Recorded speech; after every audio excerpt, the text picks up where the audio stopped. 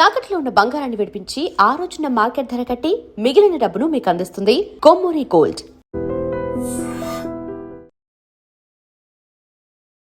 అసలు మన దగ్గర 5వ తరానికి సంబంధించిన ఆయుధ సామాగ్రి ఉందా? అంటే సార్ మనం 5th జనరేషన్ ఎయిర్ క్రాఫ్ట్ గురించి మీరు మాట్లాడుతున్నారు సార్. మనం రీసెంట్గా తేజస్ ఎయిర్ క్రాఫ్ట్ని మార్క్ 1 మార్క్ 2 మనం స్వయంగా డెవలప్ చేసుకుంటాం సార్. But they are not 5th generation sir. మన దగ్గర 5th జనరేషన్ ఎయిర్ క్రాఫ్ట్ మన సొంతం లేవు సార్. బట్ రఫేల్ మనం ఏదైతే ఫ్రాన్స్ నుంచి తీసుకుంటున్నామో that is the 5th generation aircraft sir. కానీ సార్ ఇప్పుడు నన్ను అడిగితే సార్ యుద్ధ భూమి మారిపోతుంది సార్. అంటే నేను ట్రైనింగ్ తీసుకున్నప్పుడు యాజ్ ఏ సైనికుడిగా నేను ట్రైనింగ్ తీసుకున్నప్పుడు we are more into fighting and preparing for ground battle. అంటే భూమి మీద యుద్ధం ఎలా చేయాలి దాని మీద ఎక్కువ మమ్మల్ని నేర్పించారు సార్. కానీ ఇప్పుడు ఏ యుద్ధం భూమి మీద అవుతుంది మీరు చెప్పండి సార్. అసలు యుద్ధం భూమి మీద అవుతుందన్న విషయం మర్చిపోయారు జనాలు. ప్రతిదీ ఆకాశమే కదా sir. So 5th generation air craft China is developing it 6th generation aircraft sir. 5th already ఉంది, 6th జనరేషన్ ఎయిర్ క్రాఫ్ట్ చేస్తున్నాడు. సో అందుకే సార్ ఇప్పుడు మీరు నన్ను ఒక ప్రశ్న, మీకు ఎక్కడ ఫియర్గా ఉంది ఎక్కువ అంటే air force sir. Pakistan air force is very good sir. ఎందుకంటే వాళ్ళ దగ్గర అమెరికన్ సపోర్ట్ ఉంది. F-16 sir, F-16 is an excellent air craft sir. మన దగ్గర బ్రహ్మోస్ ఉంది కదా. BrahMos is not an anti air craft missile sir. It is not an anti, it is a ground missile. అంటే మనం సర్ఫేస్ టు సర్ఫేస్ అదంటే భయపడతారు కదా. భయపడతారు కాదని నేను అనట్లేదు. ఎందుకు అంత భయపడతారండి అంటే సార్ ఎప్పుడైనా సరే సార్ ఎయిర్ వార్ఫేర్ ఎలా ఉంటుందంటే సార్, ఎయిర్ వార్ఫేర్లో ఒక టర్మ్ వస్తుంది సార్, దాన్ని ఎయిర్ సుపీరియారిటీ అంటారు. అంటే శత్రు దేశము తన fighter aircrafts take off చేయనీయకుండా నేను ఆపగలుగుతా. ఎప్పుడు నేను రన్వే మీద బాంబులు వేస్తే పెద్ద పెద్ద గడ్డలు అయిపోతాయి. వాడికి టేక్ ఆఫ్కి ప్లేన్ దారి దొరకదు కదా, వాడు ప్లేన్ టేక్ ఆఫ్ అవ్వదు. ప్లేన్ టేక్ ఆఫ్ అవ్వని ప్లేన్ ఎయిర్ క్రాఫ్ట్ ఎందుకు పనికి వస్తుంది సార్? ఎందుకు పనికిరాదు. వాడు టేక్ ఆఫ్ అయితే గాల్లోనే కొట్టే కెపాసిటీ ఉండాలి. ఇప్పుడు మన దగ్గర సార్ ఒక అంచనా ప్రకారం మన దగ్గర 41 స్క్వాడన్స్ ఆఫ్ ఎయిర్ క్రాఫ్ట్స్ ఉండాలి. కానీ మన దగ్గర 41 స్క్వాడన్స్ లేవు, చాలా తక్కువ ఉన్నాయి. ఈ 30s లో ఉన్నాయి, ఎర్లీ 30s లో నంబర్. కనీసం 10 నుంచి 12 స్క్వాడన్స్ ఇంకా తక్కువ ఉన్నాయి మన దగ్గర. ఇది కరెక్ట్గా మనం ఫిలప్ చేసుకోవాలి, అదొక విషయము.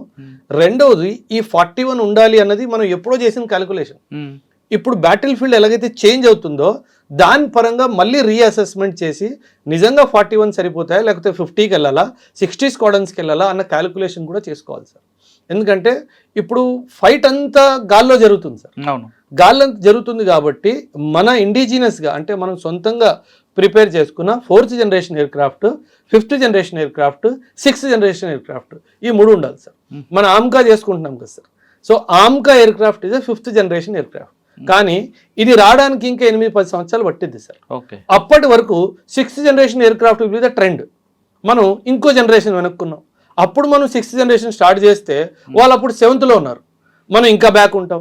సో ఈ గ్యాప్ ఏదైతే ఉందో ఎయిర్ సుపీరియారిటీ గ్యాప్, దీన్ని తగ్గించుకోవాలి సార్. అంటే ఒక జనరేషన్ వెనుకున్నాం మనం 100%. పాకిస్తాన్ ధర ఎక్కువ ఉందంటున్నారు కదా మీరు. అంటే వాడికి అమెరికా వాడు ఇచ్చాడు కదా సార్, F-16s ఇచ్చాడు. అంటే వీడు తిరిగి డబ్బు ఇచ్చాడో ఏమి ఇచ్చాడో నాకు తెలియదు సార్, కానీ మొత్తానికి అయితే ఉన్నాయి సార్.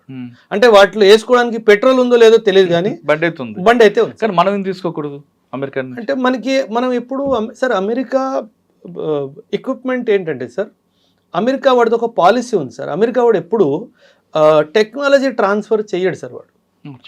సో వాడు ఏమంటాడంటే ఎప్పుడు ఒక బయ్యర్ సెల్లర్ రిలేషన్షిప్ మెయింటైన్ చేయడానికి ప్రయత్నిస్తాడు సార్. అమెరికా వాడు ఏంటంటే అమ్మేవాడిని నేను, కొనుక్కునేవాడివి నువ్వు, అంతే. ఆ రిలేషన్షిప్ అంతే. అంటే ప్రిన్సిపల్ ఏజెంట్ రిలేషన్షిప్ అంటాం కదా సార్, ఆ రిలేషన్షిప్ మెయింటైన్ చేస్తాడు. కానీ రష్యా వాడు ఏంటంటే సరే మనం ఇద్దరం కలిసి మ్యానుఫ్యాక్చరింగ్ చేసుకుందాం, కొన్ని ప్లాంట్స్ నీ దగ్గర పెట్టుకో, కొన్ని ప్లాంట్స్ నా దగ్గర పెట్టుకుందాం అని చెప్పి జాయింట్ ప్రొడక్షన్ చేస్తాం. అమెరికా కూడా జాయింట్ ప్రొడక్షన్ చేయడు సార్, అదొక ప్రాబ్లం వాడితోటి. రెండో ప్రాబ్లం ఏంటంటే వాడు టెక్నాలజీ ట్రాన్స్ఫర్ ఇవ్వని చెప్పాను కదా, ఫస్ట్ ప్రాబ్లం పాకిస్తాన్కి ఇస్తాడా వీరని చెప్తాను. రెండవ ప్రాబ్లం ఏంటంటే వాడు ఆ ఫైనల్ స్విచ్ వాడి దగ్గర పెట్టుకుంటాడు. అంటే సాఫ్ట్వేర్ అంతా వాడు కంట్రోలే కదా సార్. స్విచ్ చేస్తే లైట్ వెలుగుతుంది. వాడు స్విచ్ ఆపేసాడు అనుకోండి, ఇక్కడ ఇంజిన్ ఆన్ అవ్వదు. సో మనకు అలాంటి ఆయుధం ఎందుకు సార్? సో అండ్ కంప్లీట్ మనకు గ్రిప్ ఉన్నది కావాలి మనకి. ఆబ్వియస్లీ సార్, అంటే యుద్ధ భూమిలో అప్పుడు వాడు ఒప్పుకుంటేనే కదా ఫ్లైట్ టేక్ ఆఫ్ అయ్యేది.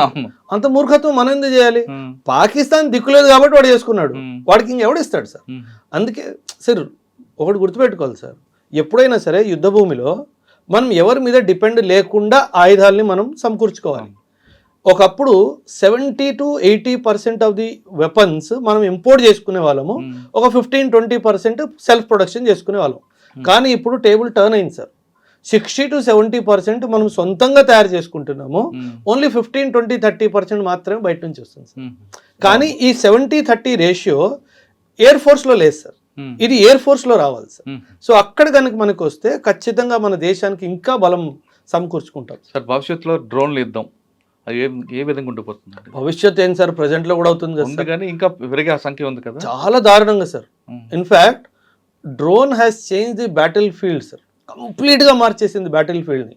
మీరు ఇరాన్ మన ఇండియా పాకిస్తాన్ ఆపరేషన్ సింధూర్ అప్పుడు చూసినా సరే రెండు విన్నారు కదా సార్. మిజైల్ విన్నారు, డ్రోన్ విన్నారు. ఇంకేం విన్నాం? ఇంకేం వినలేదు సార్. ఎందుకంటే వాళ్ళ ఎయిర్ క్రాఫ్ట్స్ని మనం అసలు ఎగరనివ్వలేదు కదా సార్. సో ఈ రెండే కదా సార్.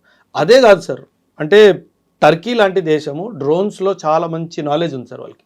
ఇరాన్ ఇప్పుడు డ్రోన్స్ చాలా Hadid drone 150 Hadid 110 drone, it is a jet drone sir. Jet drone అంటే డ్రోన్ 500 km/h వేగంతో పరిగెడుతుంది sir. And 30 kgs of TNT carry చేయగలదు. అంటే 30 kgల అదొక మిజైల్ రాకెట్ లాంటిది సార్. 500 km/స్పీడ్ వెళ్తుంది అంటే ఇంక దానికి ఆపడానికి లేదు. సో అలాంటి టెక్నాలజీ వస్తుంది కాబట్టి ఖచ్చితంగా డ్రోన్స్ రంగంలో అయితే మనం చాలా వర్క్ చేయాలి సార్. అటు చైనా, ఇటు పాకిస్తాన్, ఇటు బంగ్లాదేశ్, అటు మ్యాన్మార్, ఈ 4 డైమెన్షన్స్ని మనం అండ్ మొత్తం ఇండియన్ ఓషన్ని దృష్టిలో పెట్టుకొని డ్రోన్ మీద మాత్రం ఖచ్చితంగా మనం పనిచేయాల్సిన అవసరం ఉంది. ఓకే, కానీ జమ్మూ కాశ్మీర్ బార్డర్లో శ్రీరాంపుర కానీ ఆర్ఎస్పుర ఈ ప్రాంతంలో ఎక్కువ డ్రోన్ ద్వారా వాళ్ళు డ్రగ్స్ కానీ వెపన్స్ పంపిస్తున్నారు. దాన్ని కంట్రోల్ చేయడం అండి. ఏదో అప్పుడప్పుడు అడపా మన వాళ్ళు వెళ్తున్నారు, వస్తున్నారు, చేస్తున్నారు, కానీ చేరాల్సిందంతా జరిగిపోతుంది ఆర్ఎస్పుర కానీ లేదా సాంబా సెక్టార్ అని. బార్డర్ చాలా పెద్దది సార్, 3300 కిలోమీటర్ల బార్డర్ సార్ పాకిస్తాన్ తోటి. ఎంతగానో అని ఆపుతాము.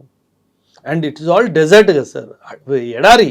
వాడు ఎక్కడి నుంచి డ్రోన్ లేపాడో, ఎక్కడొచ్చి ఆ డ్రోన్ పడ్డాదో. అంటే ఇక్కడ మీరు చెప్తున్న టెక్నాలజీ సపోర్ట్ కాకపోయినా లోకల్ పబ్లిక్ సపోర్ట్ తీసుకుంటే, లోకల్ పబ్లిక్ సపోర్ట్ ఒక్కొక్కసారి, నేను ప్రతిసారి అనట్లేదు, డబ్బులకు అమ్ముడు పోతారు సార్. అది మీ కరెక్ట్ పాయింట్. సో అదొక్క పాయింట్. అంటే లోపం మనలో కూడా కొంచెం ఉంది సార్, కొంచెం గొప్ప పేదరికమో లేకపోతే ఆ దురాశనో ఏమో తెలియదు కానీ ఏదో ఒకటి ఉంటుంది. బట్ ఖచ్చితంగా లోకల్ సపోర్ట్ లేకుండా అయితే అవ్వదు సార్. ఇప్పుడు పేదరికం ఉంది సార్, అంటే పేదరికానికి ముందు మనం ఎథిక్స్ మాట్లాడకూడదు అనుకుంటాం. సో అక్కడ ప్రాబ్లం వస్తుంది సార్. ఆ పేదరికం వల్ల వాళ్ళు ఏంటంటే ఇది నా దేశానికి ఎలా చెడు తీసుకొస్తుందో దాన్ని పసిగట్టలేకపోతున్నారు. సో ఆకలి ముందు దేశాన్ని అమ్మేస్తున్నాడు అన్న ఆలోచన వాళ్ళకి బహుశా రావట్లేదు సార్. సో దానివల్ల జరుగుతున్నాయి. నాట్ ఎవ్రీబడి సార్, బట్ ఖచ్చితంగా డెఫినెట్గా చాలా మంది అందులో ఇన్వాల్వ్ ఉన్నారు సార్. అది ఆ పాయింట్ని మనం క్యాచ్ చేసుకొని అటువంటి సిచ్యువేషన్ రాకుండా కనీసం మీకు దేశం అంతా చేస్తాం సార్. దేశం అంతా కాకపోయినా మనం చెప్పిన 4 బోర్డర్ల ఏరియాలో చేస్తాం సార్. అంటే ఆర్మీలో ఒక కాన్సెప్ట్ ఉంటుంది సార్, ఆర్మ్ ఫోర్సెస్లో స్ట్రాటజిక్ విలేజ్ అంటారు. స్ట్రాటజిక్ విలేజ్ అంటే ఏదైతే సార్ యుద్ధం ఎప్పుడైనా సరే సార్, ఆర్మీ ప్రిపేర్ అవుతున్నప్పుడు ఆకాశం అంతా బాగానే ఉంది కానీ గ్రౌండ్ అటాక్ కోసం ప్రిపేర్ అవుతుంది సార్. పాకిస్తాన్ మన మీద యుద్ధానికి వచ్చింది అనుకోండి సార్, ఎప్పుడైనా సరే మనకి జాగ్రఫీ చాలా ఇంపార్టెంట్ సార్. ఎప్పుడైనా గుర్తుపెట్టుకోండి సార్, వార్ఫేర్లో geography is very important. So కొన్ని విలేజెస్ ఎలా ఉంటాయంటే అవి కొన్ని మంచి హైట్లో ఉంటాయి. హైట్ ఉన్న విలేజెస్ని మనం స్ట్రాటజిక్ విలేజెస్లా భావిస్తాం. అండ్ ఏ విలేజెస్కి యాక్సెస్ దొరికితే వీడు మనకు చాలా పెద్ద ఏరియాని కవర్ చేయగలుగుతాడో వీటిని ఐడెంటిఫై చేస్తాం. అలాంటి ఏరియాస్లో అండ్ రిపీటెడ్గా స్మగ్లింగ్ ఎక్కడైతే జరుగుతుందో అలాంటి ఏరియాస్ని మనము స్ట్రాటజిక్ విలేజెస్గా కౌంట్ చేస్తాం. అక్కడ హై ఇంటెన్సిటీ పెట్రోలింగ్ జరుగుతుంది సార్. ఖచ్చితంగా సార్ హై ఇంటెన్సిటీ పెట్రోలింగ్ జరుగుతుంది. అండ్ ఎవ్రీడే ఆల్మోస్ట్ ఎవరినో ఒకరిని పట్టుకోవడం కూడా జరుగుతుంది సార్. కానీ మళ్ళీ అదే మాట సార్, ఇంకా పేదరికం అదేనంటుంది.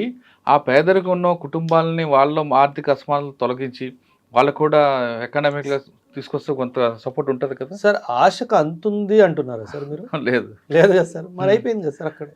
అంటే సులువుగా వచ్చే డబ్బు ముట్టుకోవాలని ప్రతి ఒక్కడు అనుకుంటాడు కదా సార్. సో ఇంకా అక్కడ అదే పని చేస్తాం. సో మనం దాన్ని పెద్ద టాస్క్ ఇదే. అంటే జనరలీ దీన్ని కాన్ఫిడెన్స్ బిల్డింగ్ మెజర్స్ అంటారు సార్. అంటే ఆర్మీ వాళ్ళు రెగ్యులర్గా ఈ బార్డర్ విలేజెస్కి వెళ్ళడము, వాళ్ళకి మెడిసిన్ సప్లై చేయడము, ఓకే. వాళ్ళకి క్యాంప్స్ కండక్ట్ చేయడము, ఎడ్యుకేషన్ కండక్ట్ చేయడం, అక్కడ నుంచే మిలిటరీ ర్యాలీస్ కండక్ట్ చేయడము, అక్కడ నుంచి యూత్ని తీసుకోవడం, కనీసం అక్కడ నుంచి యూత్ని తీసేస్తే ఏదో పని చేసేవాడు ఉండడు కదా అని చెప్పి చేయడము, ఇవన్నీ చేయడం జరుగుతాయి సార్. అంటే మీకు మెయిన్ వార్ కన్నా మెయిన్ టాస్క్ కానీ వీళ్ళని మోటివేషన్ చేయడం పెద్ద టాస్క్. చాలా పెద్ద సార్. యుద్ధం ఈజ్ ఈజీ సార్, యుద్ధానికి ప్రిపరేషన్ ఇస్ వెరీ డిఫికల్ట్. అవును.